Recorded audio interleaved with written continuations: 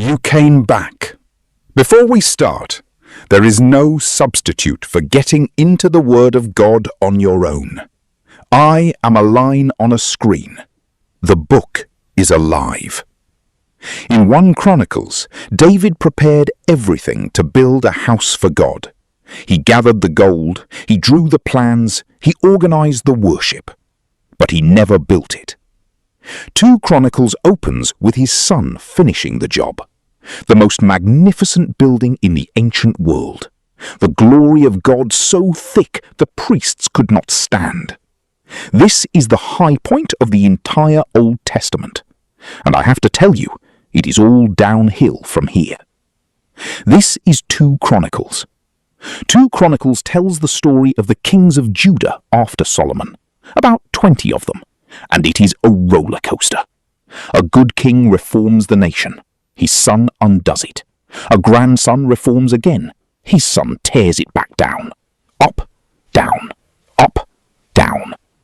But here is what the chronicler wants you to see. Every peak is a little lower than the last. The reforms get weaker. The collapses get deeper. The nation is dying slowly across centuries, despite every good king who tries to save it. And the question the whole book is asking is this: when you have fallen, again, is there still a way back to God?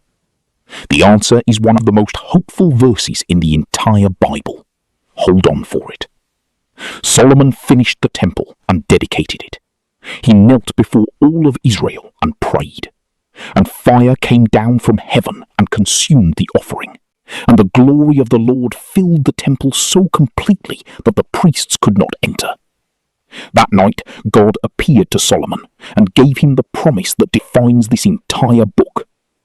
If my people, who are called by my name, will humble themselves and pray and seek my face and turn from their wicked ways, then I will hear from heaven, and I will forgive their sin and will heal their land.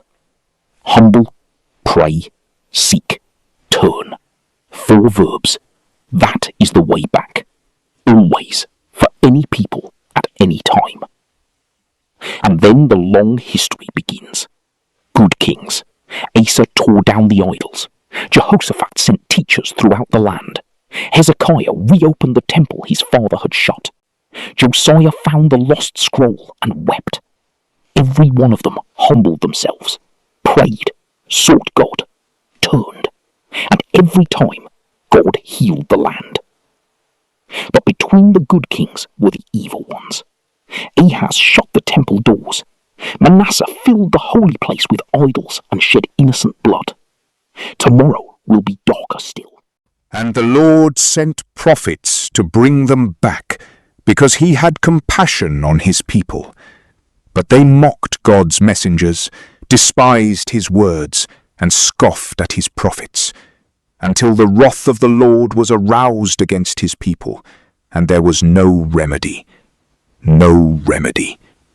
Babylon came, the temple, the glorious temple where fire had fallen from heaven, was burned to the ground.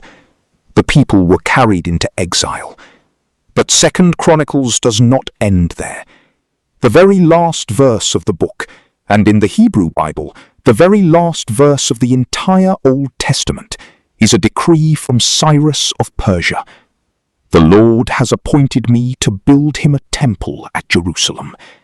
Any of his people among you may go up. Let him go up. The Old Testament does not end in the ashes.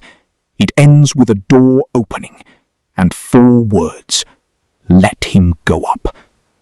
Listen to me. You have fallen. Maybe again. Maybe in the same way you swore you never would. And some quiet voice tells you the door is closed now.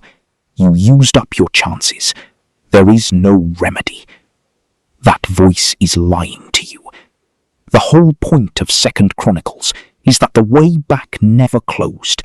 Not for Manasseh, the worst king in the book, who repented in a Babylonian prison and God restored him. Not for any of them. Humble yourself, pray, seek his face, turn.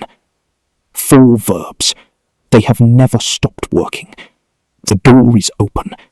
Let him go up. There is a thread. 2 Chronicles ends with a door opening and the words, "Let him go up." The whole Old Testament ends pointing through an open door toward a return that has not happened yet. And then 400 years of silence. And then a man stood up in Galilee and said, "I am the door. Whoever enters through me will be saved." The temple where fire fell from heaven was a shadow. Jesus said, "One greater than the temple is here." The promise of 7:14, "Humble yourself, pray, seek, turn, and I will heal you," was always true. But it was made unbreakable at a cross, where the healing of the land was paid for in full. The Old Testament ends with, "Let him go up." The New Testament answers, "The way up has been opened. Come." 2 Chronicles, 36 chapters. Read chapter 7, the fire from heaven and the great promise. Verse 14, memorize it. Read chapter 33, Manasseh, the worst king in the book, repenting in a foreign prison and God bringing him home. If there was a way back for him, there is a way back for you. Read the last verse, "Let him go up." The Old Testament ends with an open door. You are standing in front of it right now. Humble yourself, pray, seek his face, turn. Then go up. Here, read it. I will see you in the next one.